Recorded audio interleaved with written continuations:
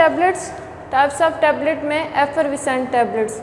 एफरविसेंट tablets ऐसी tablets होती हैं जिनमें एक्टिव इंग्रेडिएंट के साथ साथ sodium bicarbonate, citric acid, tartaric acid मौजूद होता है। जब ये टैबलेट्स पानी के साथ रिएक्ट करती हैं तो कार्बन डाइऑक्साइड गैस रिलीज़ होती है, जिसकी वजह से एफरविसेंस प्रोड्यूस होता है और टैबलेट डिसइंटीग्रेट हो जाती है। इसकी एग्जांपल डिस्प्रिन या फिर कैल्शियम टैबलेट्स होती हैं। कैल्शियम वाली गोलियों को जब पानी के अंदर डालते हैं तो एफरविसेंस प्रोड्यूस होती है। एफरविसेंस क्या होता है? कार्बन डाइऑक्साइड गैस रिलीज़ होती है और जब कार्बन डाइऑक्साइड रिलीज़ हो रही होती है तो वो गोली आहिस्ता आहिस्ता पानी के अंदर टूट रही होती है।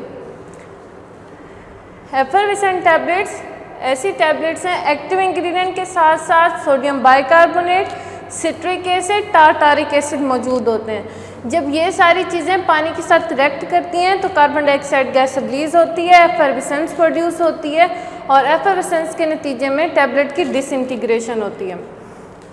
नेक्स्ट है च्यूएबल टैबलेट्स। च्यूएबल टैबलेट्स ऐसी टैबलेट्स होती हैं जिनको चबा के खाया जाता है, which are required to be broken and chewed in between the teeth before the ingestion। निगलने से पहले इनको अच्छी तरह से चबाया जाता है और ये given to children and adults who have difficulty in swallowing। ऐसे बच्चे या फिर ऐसे अडल्ट्स जिनको टैबलेट्स निगलने में मुश्किल होती है उनको च्यूएबल टैबलेट्स दी जाती हैं, क्योंकि इनको चबा के खाना होता है, जैसे कि एंटासिड टैबलेट्स या फिर मल्टीविटामिन टैबलेट्स। नेक्स्ट है sustained release tablets. Sustained release tablets ऐसी टैबलेट्स होती हैं जिनको आफ्टर ओरल एडमिनिस्ट्रेशन इनका ड्यूरेशन ऑफ एक्शन ज़्यादा हो जाता है, प्रोलॉन्ग हो जाता है, बढ़ जाता है, क्योंकि दवाई टैबलेट में से आहिस्ता आहिस्ता रिलीज़ हो रही होती है। एक वक्फे के बाद दवाई की थोड़ी मिकदार रिलीज़ होगी, 10 मिनट के बाद फिर नेक्स्ट 10 मिनट के बाद रिलीज़ होती है। इसकी एग्जांपल है डिक्लोरान अल्बोट्राल। नेक्स्ट है फॉर्मुलेशन ऑफ टैबलेट्स। टैबलेट्स की तैयारी, टैबलेट्स को बनाया कैसे जाता है। Compressed tablets usually consist of active medicaments. Compressed tablets में सबसे पहला जो मेन इंग्रेडिएंट है वो एक्टिव इंग्रेडिएंट है और एक्टिव इंग्रेडिएंट के साथ दूसरे इनर्ट सब्सटेंसेस मौजूद होते हैं। इनर्ट सब्सटेंसेस ऐसे सब्सटेंसेस होते हैं जिनका एक्टिव इंग्रेडिएंट के साथ किसी किस्म का कोई रिएक्शन नहीं होता और इन इनर्ट सब्सटेंसेस को हम एक्सिपिएंट्स या फिर एडिटिव्स भी बोलते हैं। कंप्रेस्ड टैबलेट्स दो चीज़ों पर मुश्तमिल है, एक्टिव मेडिकेमेंट और इनर्ट सब्सटेंसेस। अब इनर्ट सब्सटेंसेस का दूसरा नाम एक्सिपिएंट्स या फिर एडिटिव्स हैं। टैबलेट्स बनाने में कौन कौन से एडिटिव्स इस्तेमाल होते हैं? सबसे पहला additive diluent, binder, disintegration agent, lubricants, colouring agent, flavouring agent, sweetening agent. ये सारे एडिटिव्स इस्तेमाल होते हैं किसके साथ? एक्टिव मेडिकेमेंट के साथ। नेक्स्ट है मेथड ऑफ प्रिपरेशन। टैबलेट्स को बनाने के तरीके। पहला तरीका है डायरेक्ट कंप्रेशन, दूसरा है ड्राई ग्रेनुलेशन मेथड, तीसरा वेट ग्रेनुलेशन मेथड। टैबलेट को तैयार करने के 3 तरीके हैं, डायरेक्ट कंप्रेशन, ड्राई ग्रेनुलेशन और वेट ग्रेनुलेशन। नेक्स्ट है टैबलेट कोटिंग। कोटिंग किसे कहते हैं? Deposition of any desired material on the tablet. कोई भी डिज़ायर्ड मटेरियल है, हमने टैबलेट के ऊपर उसकी डेपोजिशन करनी है, इसको कोटिंग कहते हैं। अब कोटिंग के मकासद क्या हैं? For improving their appearance, taste and stability. Coating हम टैबलेट की अपीयरेंस, टैबलेट को अच्छा बनाने के लिए, अच्छा दिखे, टैबलेट के टेस्ट अच्छा करने के लिए। बाज़ टैबलेट्स का टेस्ट बिटर होता है, पेशेंट्स उसको निगल नहीं सकते, तो उसके ऊपर कोटिंग कर दी जाती है ताकि उसका टेस्ट मास्क हो जाए। और टैबलेट की स्टेबिलिटी को बढ़ाने के लिए कोटिंग की जाती है। Protection against environmental factor. Coating हम इसलिए भी करते हैं ताकि टैबलेट एनवायरमेंटल फैक्टर से महफूज रहे। To mask the taste of the drug. दवाई के बिटर टेस्ट को मास्क करने के लिए कोटिंग की जाती है, लेकिन हाल ही में most recently coating has been used. लेकिन अब जो कोटिंग हाल ही में यूज़ की जाती है to control the site of drug release.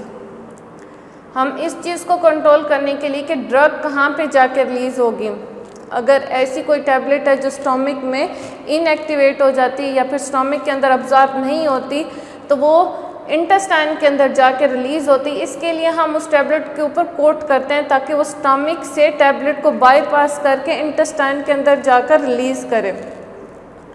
इसको इंटीरी कोटिंग बोलते हैं। नेक्स्ट, डिले और prolong the release of the drug. दूसरा कोटिंग फिर हम इसलिए करते हैं ताकि दवाई की जो रिलीज़ है, ड्रग की रिलीज़ को डिले कर सकें या फिर प्रोलॉन्ग कर सकें, उसका एक्शन ऑफ ड्यूरेशन को प्रोलॉन्ग कर सकें। इसको सस्टेन रिलीज कोटिंग कहते हैं। सबसे पहली जो कोटिंग है शुगर कोटिंग। शुगर कोटिंग क्यों करते हैं? To mask the unpleasant taste, दवाई का अनप्लीजेंट टेस्ट को मास्क करने के लिए, odour and to improve the appearance and to protect the active ingredient. Drug के अनप्लीजेंट टेस्ट, अनप्लीजेंट ऑर्डर को मास्क करने के लिए और टैबलेट की अपीयरेंस को बेहतर बनाने के लिए और उस टैबलेट के इंग्रेडिएंट्स को इन्वायरमेंटल फैक्टर से बचाने के लिए हम उसके ऊपर शुगर कोटिंग करते हैं। Stages of sugar coating. Sugar coating की 5 स्टेजेस हैं। पहली stage is waterproofing and sealing coat, sub coating, smoothing and final rounding, finishing and colouring और 5वीं polishing. Waterproofing and sealing coat.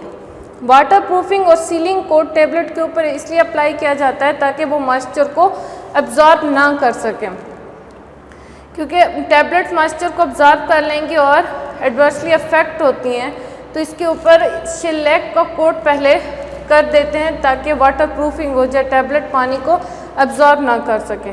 Sub coating.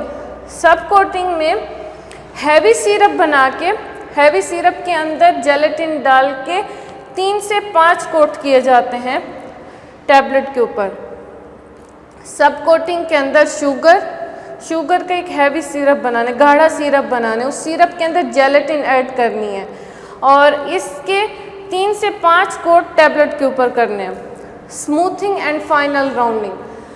Smoothing final rounding में thick simple syrup बनाना है, सिर्फ sugar होगी और sugar का गाढ़ा syrup बना के 5 से 10 कोट टैबलेट के ऊपर करने हैं।